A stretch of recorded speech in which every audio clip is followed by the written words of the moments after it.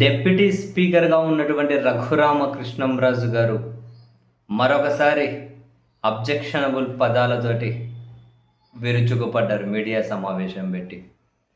వాస్తవానికి తాను బ్యాంకులను మోసం చేశారు అని 954,00,00,000 కేసుకు సంబంధించి సిబిఐ ఎఫ్ఐఆర్ ఫైల్ చేయడం, ఆ ఎఫ్ఐఆర్ కాపీలను, బ్యాంకులు ఇచ్చినటువంటి నోటీసులను, ఈ ఫ్రాడ్ నోటీసులంటూ ఇవన్నీ కూడా senior DG rank senior IPS DG rank ఉన్న పివి సునీల్ కుమార్ గారు వరుస పెట్టి పోస్టులు చేస్తున్నారు, వీడియోలు చేస్తూ ఉన్నారు. రఘురామకృష్ణంరాజు గారిని సిబిఐ అరెస్ట్ చేస్తుంది అని, అరెస్ట్ చేయకపోతే నేను కోర్టుకు వెళ్తానని కూడా ఆయనే ఆసారే ఎక్కువగా మాట్లాడుతూ ఉన్నారు. అండ్ సుప్రీంకోర్టు కూడా సిబిఐ కేసు రఘురామకృష్ణంరాజు గారి మీద ఇప్పటి వరకు ఉన్న స్టేని తీసేశారు. అంటే తదుపరి విచారణలో ముందుకెళ్ళాలా, లేకుంటే అరెస్ట్ చేస్తారా, అట్లాంటివి ఏమున్నాయి ఇవన్నీ తెలియవు.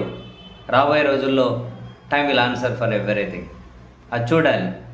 ఈ క్రమంలో ఒక 4-5 రోజుల నుంచి తన కేసు చుట్టూ జరుగుతున్న చర్చ రఘురామకృష్ణంరాజు గారిని బాగా ఫ్రస్ట్రేషన్ గురి చేసిందేమో కానీ చాలా అబ్జెక్షనబుల్ పదాలతోటి విరుచుకుపడ్డారు. ఒక రాజ్యాంగబద్ధమైన పదవిలో ఉన్నారు, డిప్యూటీ స్పీకర్గా ఉన్నారు. వరుస పెట్టి నా కొడకల్లారా, బోకర్ నా కొడకల్లారా, బోకు నా కొడకల్లారా అని కొన్ని లిప్ మూమెంట్ బూతులు చెబుతూ మీకు అర్థమైందా అని జర్నలిస్ట్ని అడుగుతూ lip movement. And Sunil Kumar గారు మొదట డిమాండ్ చేశారు తనను డిప్యూటీ స్పీకర్గా తీసేయాలి అని చెప్పి. ఆయనే కదా, సునీల్ కుమార్ గారే డిమాండ్ చేసింది. మరి సునీల్ కుమార్ గారి పేరు ప్రస్తావించకుండా, సునీల్ కుమార్ గారి గురించి ఏమనకుండా ఇండైరెక్ట్గా 1-2 పంచులు వేశారు. కానీ మొత్తం ఇంకా కొందరు జర్నలిస్టులను, కొన్ని యూట్యూబ్ ఛానల్స్ని, ఇంకా జగన్మోహన్ రెడ్డి గారిని తిడుతూ ఉన్నారు.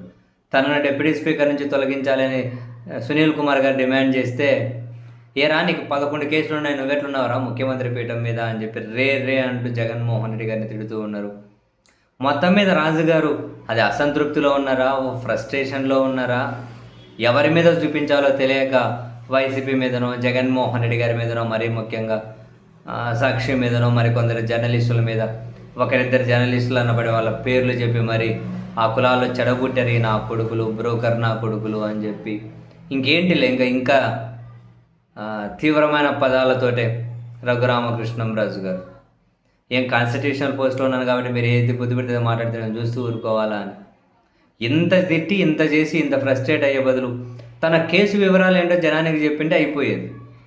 ఆ కేసు వివరాలు ఏమీ పెద్దగా చేస్తారు, టచ్ చేసి చేయకుండా ఏముంది నేను విచారణగానే హాజరైపోయాను, ఇప్పుడు సుప్రీంకోర్టు స్టే తీసేస్తే ఏమవుతుంది, నన్ను ఎవరిని అరెస్ట్ చేస్తారా, ఎవరు చేయరు, ఎందుకు చేస్తారు, అది ఇది అన్నారు అంతే. కేసు ఏంటి, కేసు ఎదురు కొందరు బోకునాయనలు వేశారు ఆ కేసు అంటూ ఉన్నారు. కంప్లైంట్ ఇచ్చింది వాళ్ళే కదా, బ్యాంకుల కన్సార్షియం. మరి బోకనా కొడుకులు కేసు పెట్టారు, ఈ బ్రోకర్ నా కొడుకులు మాట్లాడుతూ ఉన్నారు, ఎరా నా కొడకల్లారా, ఇటువంటి పదాలు.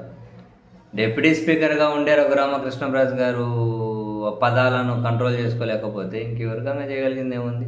మళ్ళీ జగన్ గారిని కూడా రే అంటూ